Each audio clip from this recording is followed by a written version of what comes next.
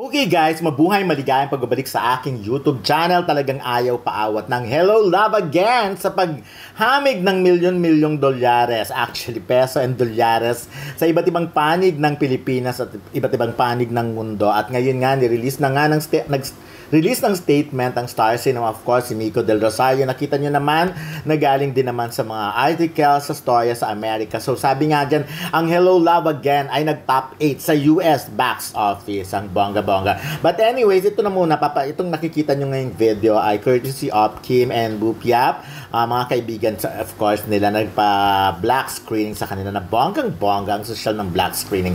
But anyway, going back dun sa top 8 sa US box office, talagang ang bongga na pinaramdam talaga ng mga Pinoy sa Amerika ang pagkakaisa at ang lakas ng puwersa sa pagsuporta talaga sa pelikulang Hello Love Again. Of course, na Catherine Bernardo and Alden Richards, talagang nakipagsabayan nga ang mga Pinoy sa Amerika or ang Hello Love Again sa mga malalaking pelikula na pinalabas doon that week, itong week na to. So, of course, may mga ibang movies na talagang pinalabas na noon at hanggang ngayon ay kumikita pa rin sa takilya. Pero yun na nga, pasok sa top 10 na pinakamalakas na pelikula sa Amerika ang Cat Den movie na ito. Nakakaloka yun nga, of course, number 1 ang Red Wine. Ang Red One, of course, ito napanood ko na rin to. Pero syempre dito sa Pilipinas. Sunod naman ang Venom, napanood ka rin to. The Last Dance, Venom.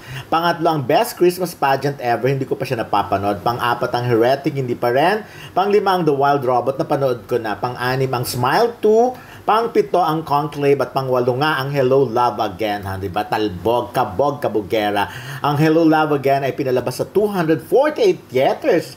At kumita nga ito ng 2.4 million sa loob ng 3 araw. Ganon ka bongga ito. Kayo na lang mag-compute kung magkano yung 2.4 million to Philippine pesos. So, anyways, sabi nga ng mga sabi ng Star Cinema at Lamico, thank you for your love. Hello Love Again made history with $2.4 million gross at 248 sites, busting into the top 10 in the US. The movie also had the highest theater average of the weekend at 700,000.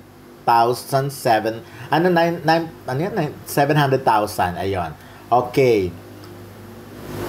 And then 9,700. Ayun. Don't miss the chance to celebrate together. Grab your tickets now and experience the joy with family and friends, sabi pa ng Star Scene. At ako, habang ginagawa ko itong vlog na to, syempre hindi na nagpapakabog ang mga Pilipino sa Canada na nagsasabi rin talagang gagawin din nilang yon.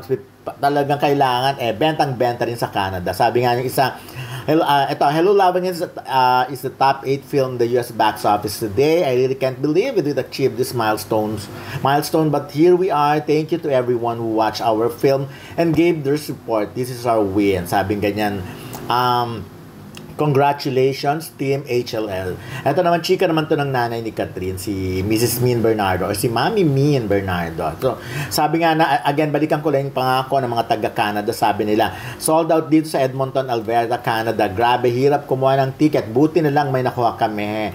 Your daughter is blessed despite the mga nangyari in the past. But God have plans for her. God remove a person from her kasi may darating na mas magandang blessings.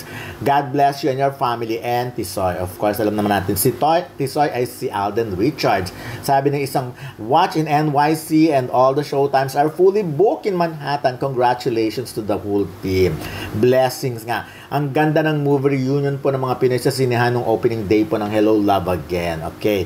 Done watching from Canada, no doubt 10/10. Super saludo sa lahat ng cast. So, alam nyo, yun na lang talaga ang masasabi ko. Buti na lang talaga yung movie rin ay may pagmamalaki mo. Ako, for me, talagang maganda ang pelikula at ang gusto ko yung pagkakatahi-tahi niya. Of course, marami na nagsasabi na hindi nila may mga nagsabi na may nabasa akong review, pero opinion niya yon. Kaya naman binalikan talaga siya ng mga Cat Den fans at ng mga iba pang mga nakapanood ng pelikula. Pero yun nga, nakakatuwa yung mga sinasabi nila na pag pinanood mong Hello Love Again, uuwi ka daw, lalabas ka ng sinihan na parang may ubo ka, yung namamaga yung mata mo, yung talagang masakit yung yung lalamunan mo rin katitili. So yung mga ganun. But anyways, ako, isang bagay lang, 'di ba? Sabi nga nila, pag mabait ka sa pamilya mo, mabait ka sa magulang mo, sisiguraduhin ng Panginoon na magiging maganda ang future mo. Kaya naman ako naniniwala talaga ako na mabuting tao sina Alden at Catherine, na mababait sila sa pamilya nila